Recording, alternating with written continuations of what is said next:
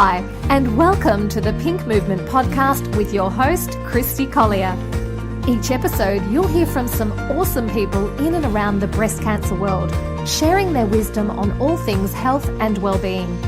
You'll hear simple information, practical advice, and useful tips to help you stress less, move more, and feel better.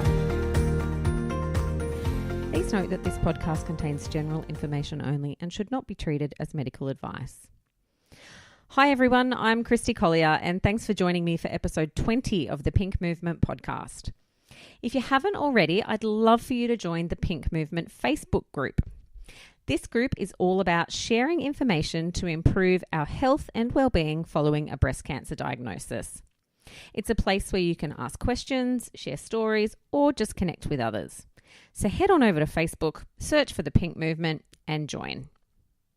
Now, today's topic is all about getting moving at any age. Over 80% of those diagnosed with breast cancer are between the ages of 50 and 70.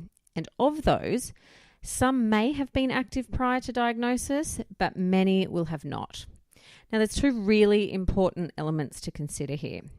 The first is that moving after a breast cancer diagnosis is absolutely vital. And the second is that you are never too old to start.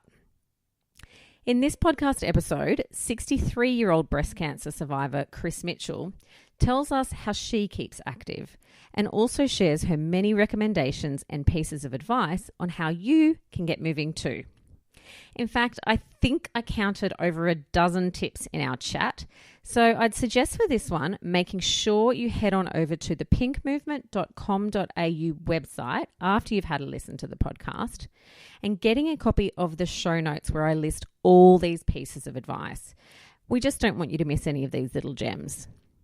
There's also links in the show notes to the BCNA Cancer and Exercise booklet, Dragons of Breast Australia, as well as links on finding an exercise physiologist, personal trainer, or pink physiotherapist. So make sure you go and check out the show notes for this show. Now, we did record this episode last year and it was clearly during winter. At one point, you'll hear Chris mention getting in front of the heater and doing a few stretches. Now, whilst relevant right now for those of you in the Northern Hemisphere, for those of us in the Southern Hemisphere right in the midst of summer, probably not so much. We also spoke about Chris training to go to China to represent Australia in dragon boating in October. Now, this was obviously October last year now. Well, she went and she conquered, coming home with 3 bronze and 2 silver medals. Just incredible. Now, there is so much great advice in this episode, so please have a listen, and I hope you are as inspired by Chris as I am. There couldn't be a better person to talk with about age not being a barrier to exercise than 63-year-old breast cancer survivor Chris Mitchell. This grandmother of 2 is an amazing woman, and I'm fortunate enough to know her personally. Having always been involved in sport, Chris didn't let her breast cancer diagnosis in 2005 stop her. In fact, it motivated her even more to be active, fit, and healthy. Since her diagnosis, Chris has become a qualified gym instructor and group fitness trainer, has taken up the sport of dragon boating, and subsequently represented both New South Wales and Australia in this newly chosen sport of hers. Heavily involved in the breast cancer community, Chris also volunteers for BCNA, Breast Cancer Network Australia, as a consumer representative and community liaison. She also volunteers as a helper for the Look Good, Feel Better program. Now, Chris is currently training her butt off to go to China in October with the Australian dragon boating team. She continues to work full-time as well as be a wife, mum and grandmother. But despite all of this, is showing absolutely no signs of easing up. Now, on top of all that, she's passionate about motivating others with a breast cancer diagnosis and helping them to manage the difficulties and obstacles around getting healthier, feeling stronger, and staying that way. Chris Mitchell, welcome to the podcast. Oh, Christy, thank you so much. It's lovely to be here. And Thank you for all those very kind words. Oh, look, I'm just saying what's true, Chris. I mean, as I said, I know Chris personally, and, this lady is an absolute inspiration to everyone she comes in contact with, not only within the breast cancer community, but the broader community. So it's a pleasure to have you on the podcast today. Now, before we get into thank things... you. No, that's okay. I want to share with our listeners a bit about you. So tell us a bit about your background and your family dynamic.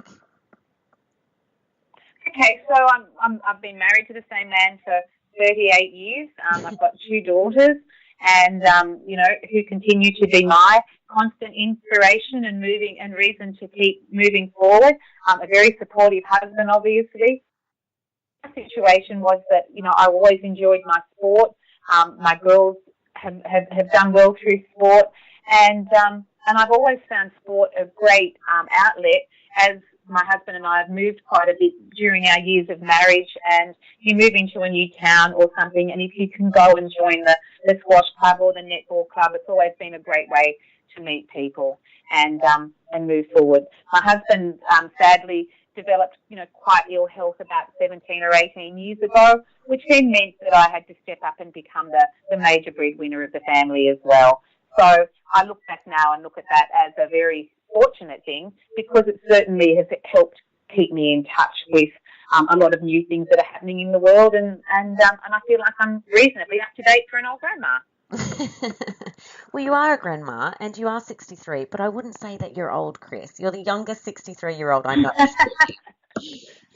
Thank you. It definitely is a state of mind. Oh, it is, absolutely. And look, I think, having a focus on being active and fit and healthy certainly contributes to that, young at heart, young at mind feeling. Exactly. Yeah. Now, and I know this, but you used to be a bit of a gun squash player back in your day. Well, I did. I played a lot of squash. I played tennis growing up, and then I moved into squash later as a way of meeting some people after I'd been living overseas for a couple of years, and joined a squash club and really enjoyed squash. And, I am that sort of person that once I tackle something, I like to do it to the best of my ability. And I was, to say that I played for Australia is a little bit, it's true, except that the year that I represented Australia was when we had a world championship that was held in Australia. So Australia was then able to put in a fairly large team. Right. But I did get to represent Australia for the over 30s and for the Opens in a world championship back in the 1990s. And I did actually go on to do quite well in that, so that was quite exciting. That was a highlight of my career, I must say. Wow, well, that's very exciting. And obviously now you are representing Australia in dragon boating and off to China in October. Yes. So I represented Australia in 2009 and went to Prague in the over 50s division, and now I've been fortunate enough to be chosen for the over 60s. And looking forward, the hard work hopefully will pay off when we get to China. Yeah, I mean, that's very exciting, representing your country at any age. And obviously, as you said, you don't do anything by half. So you've gotten into this dragon boating, and now you're living and breathing it. I am, and I must, in Prague in 2009, we were fortunate enough to win silver medals, and to go into that medal presentation and stand there and see your country flag go up is just like something, if you like sport, that is just the ultimate experience for sure. And it's something you would never forget, and it's certainly worth aspiring to. Yeah, very exciting. Well, best of luck in China later this year. That's Thank very you. exciting. Now let's talk a bit about your breast cancer experience. So tell us a bit about when you were diagnosed, what happened then, your treatments, etc. Okay, well, my breast cancer experience, I don't feel it's a particularly remarkable experience, but I do think it's a fairly typical experience of a lot of people. I discovered a lump myself and went to the doctor, and, obviously we did all the testing. I've got an amazing GP who turned up at my work one afternoon to say she was taking me for a cup of coffee. And I said, well, I think you've just given the game away because you don't normally come to my work, and I don't think you've come here to tell me I'm in good health. unfortunately, she had made an appointment for me to see a surgeon. I think it was a Wednesday she came. She had an appointment made for the Friday. And I had no idea about cancer, like so many people diagnosed. And I remember after he told me that he was going to operate the following Monday, he said, do you have any questions? And I said, well, don't I go and see an oncologist? Isn't that what you do when you have cancer? And he said, we've got to get this lump out first and then you go and see the oncologist. Oh. So, you know, I was completely a total novice. But I had that lump removed. They had just started doing sentinel node testing back in 2005. So I had that sentinel node taken out and it did have cancer in it. So then I underwent a complete axillary clearance and then 30 rounds of radiation and tamoxifen. The lovely tamoxifen. With that, it's full, So with that full axillary clearance, when I went in to have that, this was where my interest really started. I had a lovely nurses looking after me, but the morning after the surgery, a nurse came in and she said, now, you know when you go home that you must not use that arm at all. She said, if you even lift the kettle with that arm, you run the chance of that arm swelling up and then you may have lymphedema for the rest of your life. And I went, oh, my goodness, I certainly won't be even lifting the kettle. Yes. So then within 5 minutes, I kid you not, the doctor came in and he said, now you're going home. When you get home, I want you to use that arm as much as you can. Otherwise, if you don't, you run the risk of it swelling up and you'll get lymphedema. And I thought, this is so unfair to get two totally conflicting stories in 5 minutes. And I was speechless. So that's when I went home and I found Breast Cancer Network and I found as much information as I could online and started seeing about dragon boating and sport. And it seemed to me that the research was saying, yes, let's exercise this arm, let's get it moving. And that seemed to have the best outcome from what I could find. Yeah, gosh, two lots of conflicting information all in the space of a few minutes. Completely. It's crazy, isn't it? Completely polarizing. Yeah. And so obviously you're diagnosed. That's only 2005. Yeah, God, I mean, that's not even that long ago. So your diagnosis was 2005 and you had that initial surgery and then the auxiliary clearance and then some tamoxifen and radiation, did you say? Yeah, I had 30 rounds of radiation. Yeah, okay. And so recovery from all of that, Chris, how long did that really take from start to finish? Well, that was just not long. You know, my husband was not expected to have a long life expectancy at that stage, so I was working hard and I had my own business and I didn't feel like I couldn't stop work. So I was having to go to work with my drains tucked down my trousers and those sorts of things. And in the morning, you know, I would get up and I thought I need to at least get my head together about how I'm going to get through this day. So I had always been an exerciser, so I was going out for a walk in the morning just to clear my head. And I found that really helped me get the energy levels up for the day.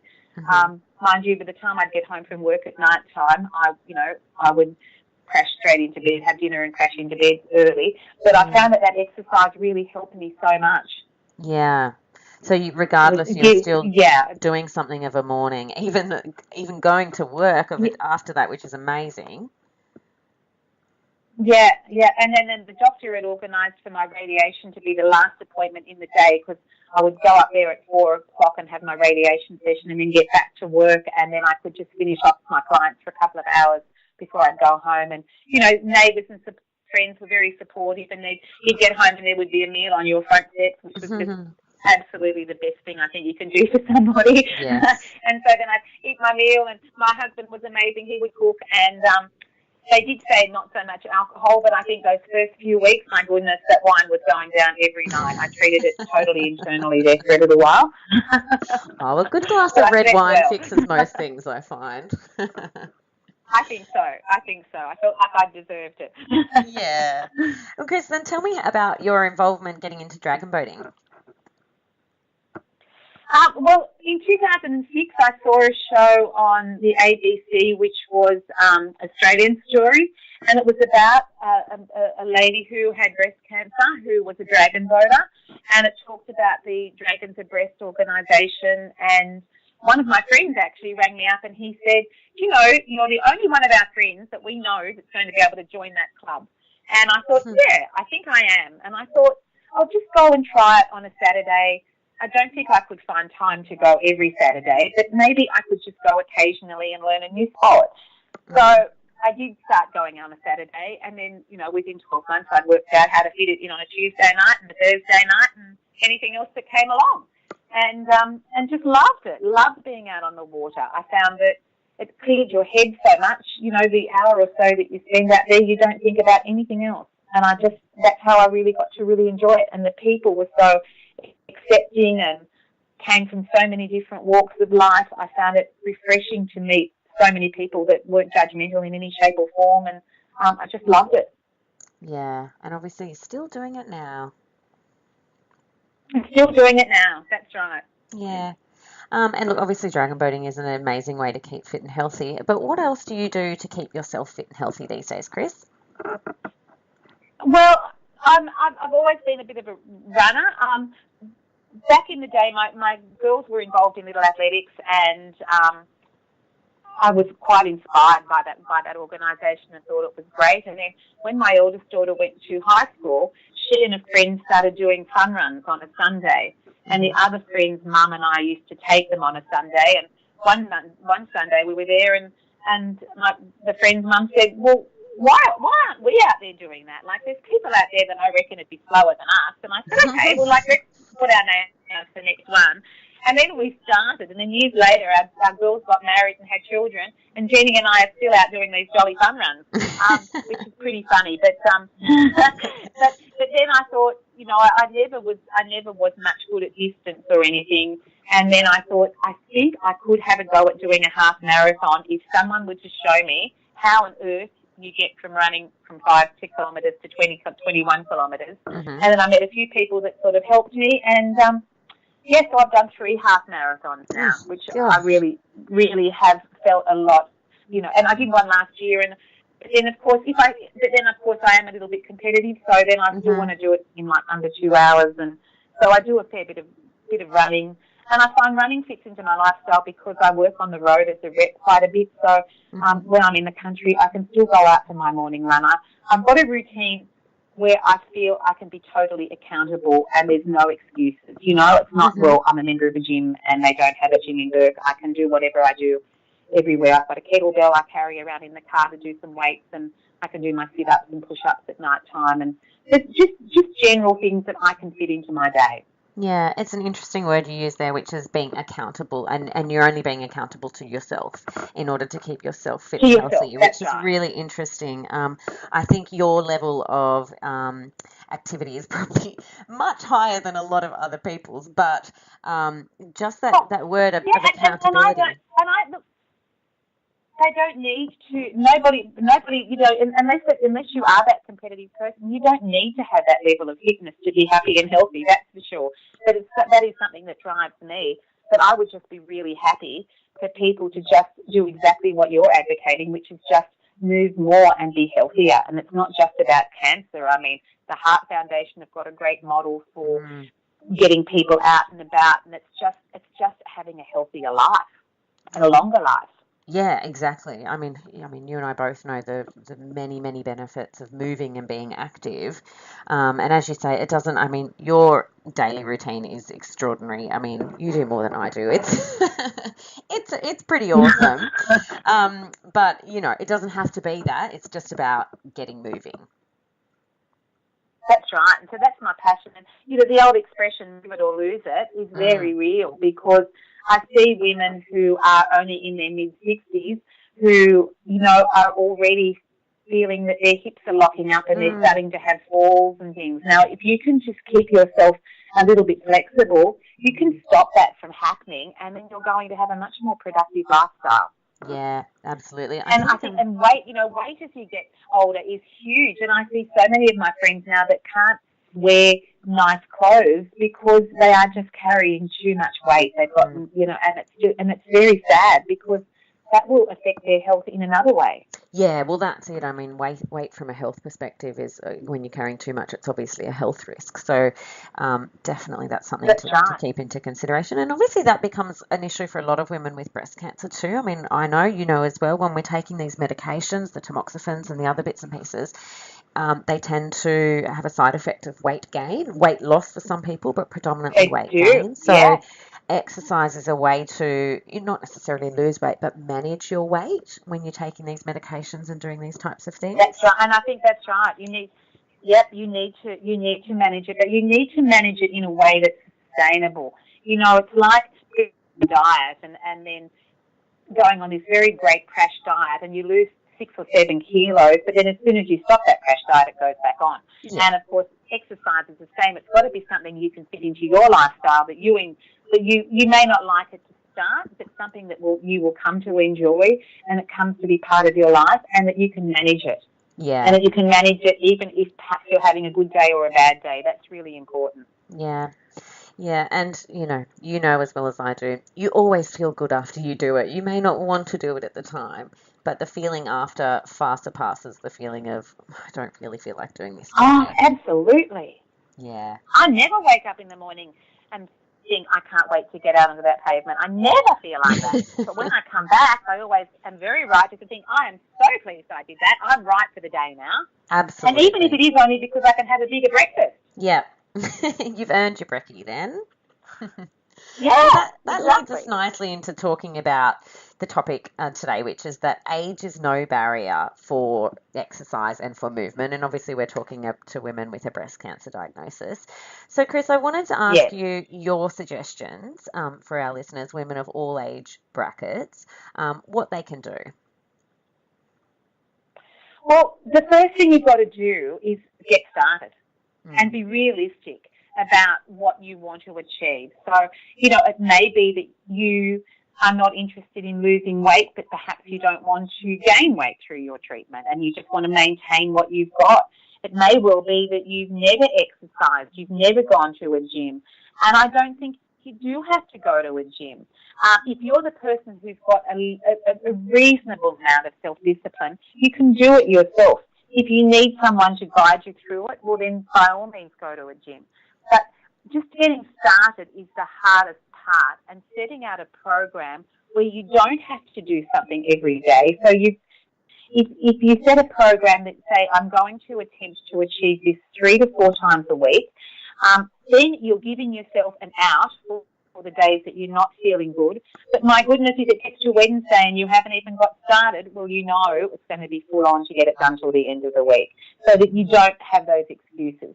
Getting started is the hardest part and making it doable.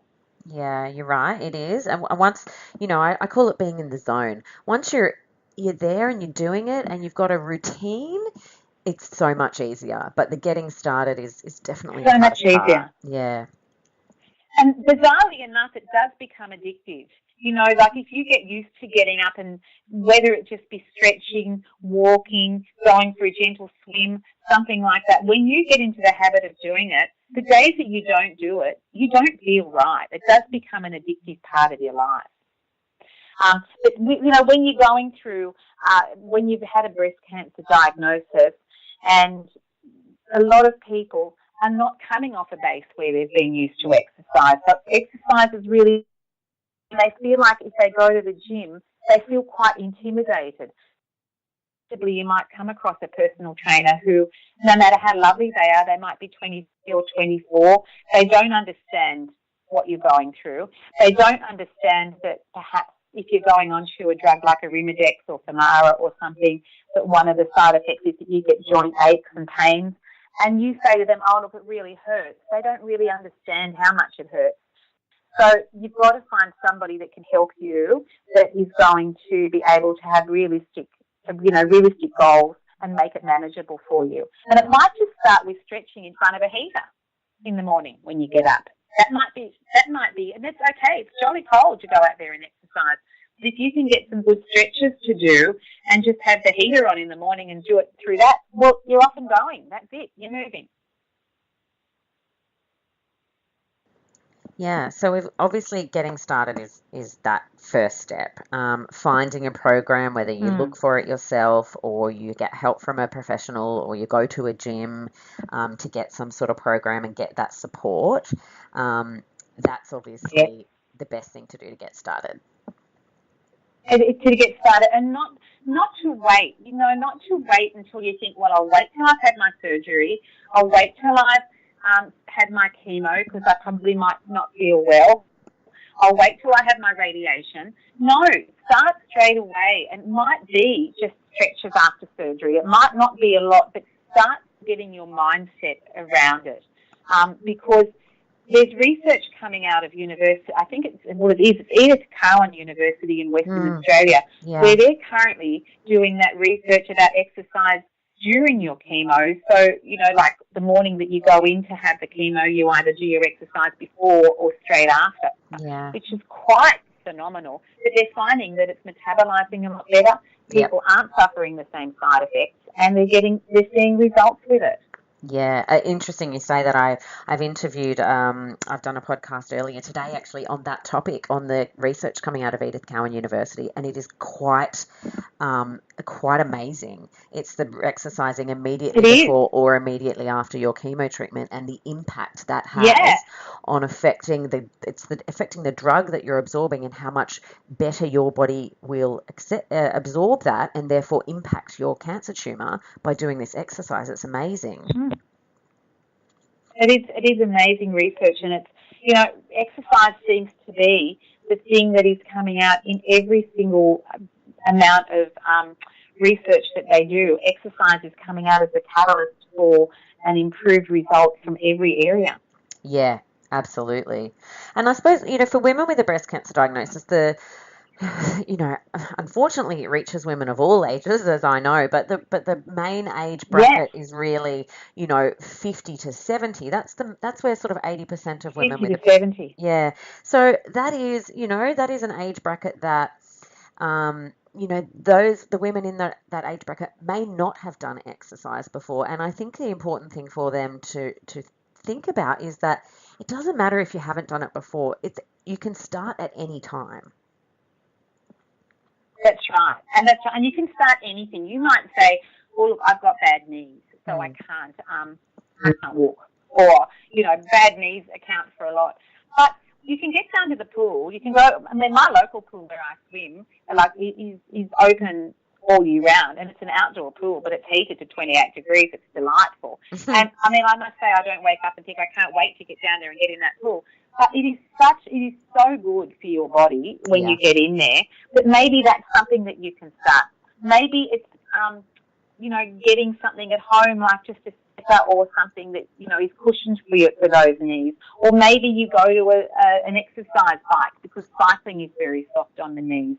It's a matter of doing that research, thinking, what are you going to genuinely do once a week? Yeah. And obviously... So you might be a gardener, I know a few people who are gardeners who have joined bush regeneration projects, where that's another great way to get started in exercise, because a lot of those people are also keen, arborists or something or other. They've got the same interest, and they have walking groups if they can walk up to botanic gardens and all sorts of things. Yeah. Absolutely. I think that's a key point, Chris, is that it needs to be something that you semi or somewhat enjoy, that you're interested in. It doesn't have to be, pounding the pavement running. It can genuinely be, it can be gardening. It can be walking your dog every day. Obviously the aim is for that 150 minutes of exercise a week, which is, I think it's 5 lots of 30 minutes or something like that. Is that 5 right? lots of 30 minutes, right? That's right. Yeah. And they also say that, that it can be cumulative too. It doesn't have to be 30 minutes in one go, lots of 10 minutes in the day. But I would really encourage people when they're going about their normal household duties. Goodness me, we all go to the shops. We all do some grocery shopping. You're coming home at night with your milk and your bread or whatever you've got in your bag. When you get home, if your husband or partner says, would you like me to carry the shopping in? No, I'm going to carry the shopping in. And you're going to hold those bags like they're little weights, and you're going to have a straight back and walk up the stairs with them, because that is your exercise. Yeah. Yeah, it doesn't it can be incidental.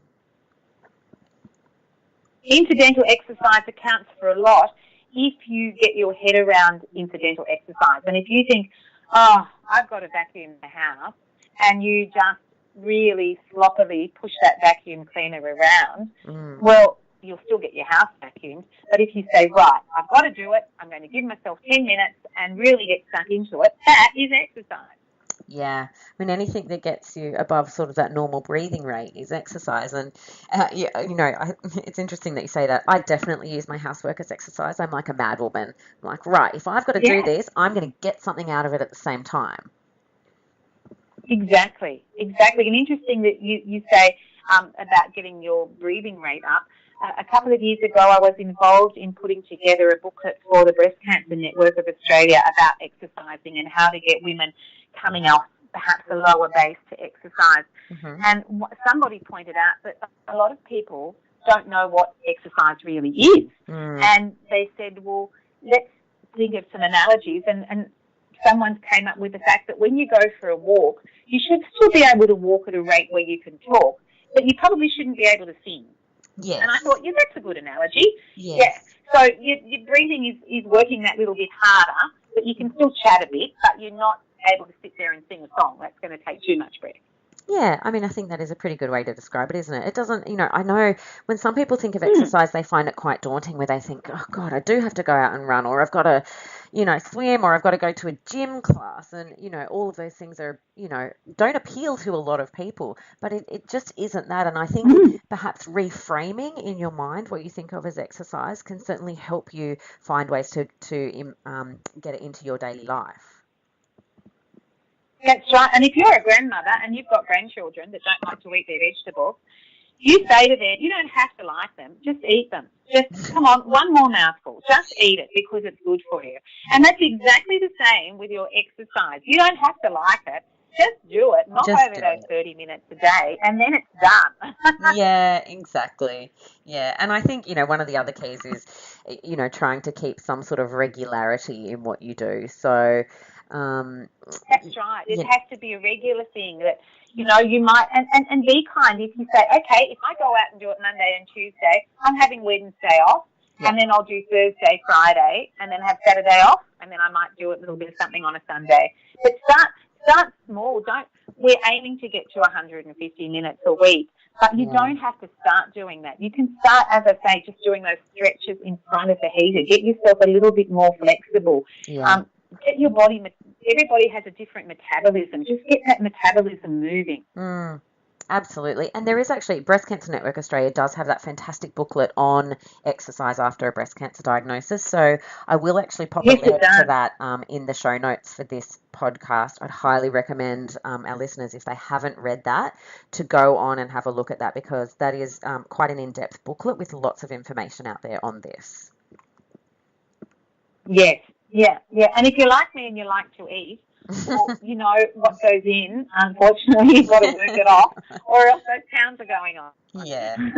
Well, that's it, yeah. I mean, it's weight management as well. It's lots of things. It's energy. It's feel-good vibe. We know how much exercise makes you feel good when you do it. There's so many benefits. You could just go on and on.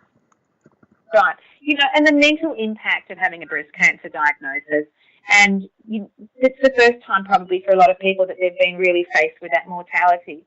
And it's very normal for people to go through some form of anxiety or depression. Yep. And, of course, the answer for that, again, is the exercise. Yes. Once you can exercise for those 30 minutes, they've proven those endorphins in your brain kick in, and it starts to really help you think clearly as well. So you're not likely then to go home and sit on the lounge and feel sorry for yourself. Yeah. Oh, yeah. You're so very, very right. And I know sometimes it is hard to, especially when you're in the midst of treatment for breast cancer, to think, God, I have to do that. But, it can be anything. If all you can do is get out that day and just walk for 10 minutes, then just do that. It's just, I think, something is better than nothing. Just do that. Yeah. That's right.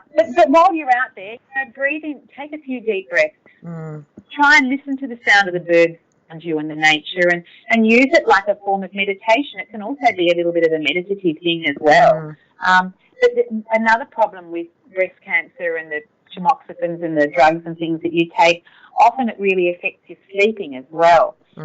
And that can just be a part of general getting older too. People tend not to sleep as well when they get older as they did when they were younger. And a lot of my friends that I see in their 60s that don't sleep well, they don't really do a lot in their day either. And I think that if you're exercising in the day, you will sleep better. And when you sleep better, you're coming off a better base to get through your next day. Yeah. It's all a cycle, isn't it? One helps the other, which helps the other. It is. It's all a cycle. All you've got to do is just give yourself that little bit of adrenaline to actually get out there and do it and just get started. Yep. And have a bit of a goal in mind. When I had always had one day a week where I had a swim as part of my routine. And when I had breast cancer and I had to wait for everything to heal, and I went back to the pool and I knew that my range of movement was very limited, and I thought, well, I'll just go down and just try and do a couple of laps. Well, I couldn't even do one, and I found it absolutely mortifying. And then when I get to the end of the pool and it's time to get out, I like to sort of jump out of the pool and push myself up on one knee. And, of course, I couldn't do that. I had to go over to the steps to get out. Well, that absolutely shattered my world, something like that. So my goal was just to get to the point where I could climb out, where my arm was strong enough that I could climb out of that swimming pool. Yeah. That was my goal, and I could, go back to doing a few. And it was probably a year. It took me probably a year till I could do that. But I was determined that I was going to be able to hop out at the end of the pool and not have to use the stairs. Yeah. So that's just a little goal for me. But you find something like that suits you. Maybe you can't walk to the end of the street, but in 2 months' time you want to be able to get to that end of the street and you want to be able to get back. Yeah. So setting little goals obviously is another thing to do, and it's all personalised, all individual for what's right for you. Exactly. And some people use this, the supermarket, the big shopping centres now. They'll use that to their workout. They'll get a little bit of a Fitbit or something, those things on their hand, and they set themselves a goal of so many steps. It may not be 10,000 steps, but it may be steps, and they'll do that walking around the shopping centre early in the morning. The shopping centres are open, the cleaners are in there. You can get in there and do a few rounds of warm. And there's a lot of walking clubs that actually do that around the shopping centres. Yeah, there is, absolutely. And even at the very basic level, you mentioned the Fitbits and the activity trackers, those sorts of things are great just for looking at your steps and watching what you do. They're great to keep you motivated. Yeah. Look, I think we've and you have another friend that's got one. Yeah, exactly. Yeah, and that's another good tip is obviously finding a buddy to do things with. That's always a motivating factor, I think. Yeah. Some people really need that, and then if you've got somebody that you can meet up with and do that morning walk, or somebody that you can just touch base with during the day and say, have you done your walk today? Yeah. Oh my goodness, I better do it because Mary's going to ring me and I haven't done it and she would have done hers. Yeah. So even that can motivate you to get out and do it. Yeah, absolutely. Well, I think we've covered off lots of pieces of information and some suggestions here. Clearly, age shouldn't be a barrier to getting out there and getting moving. There are so many benefits regardless of your age. There is so much that you can do regardless of your age. And obviously, Chris, you are a testament to that. So thank you very much for being part of the podcast today. It's been a pleasure talking to you, and I really hope our listeners have enjoyed the time. And Chris, look, thank you, and I hope that even if you're 70 and 80, I hope that you find some way to get moving and find something that you enjoy, because it does become a very social part of your life as well. And age is no barrier, whether you're 80, 90, 100. It doesn't matter. It's true. It's very true. Well, thank you very much for joining me today, Chris. And look, hopefully we can speak to you again a bit further down the track on another fitness topic. Thank you so much, Christy, for having me, and all the best of luck to all of your listeners. Thanks for listening to the Pink Movement podcast. For episode notes, links and downloads, head to thepinkmovement.com.au. Like what you're hearing? Join our Facebook page, subscribe through iTunes, and while you're there, provide a quick review. Want to help out? You can support the ongoing production of this podcast by becoming a patron. Find all the details on the website. The Pink Movement Podcast, helping you to stress less, move more, and feel better.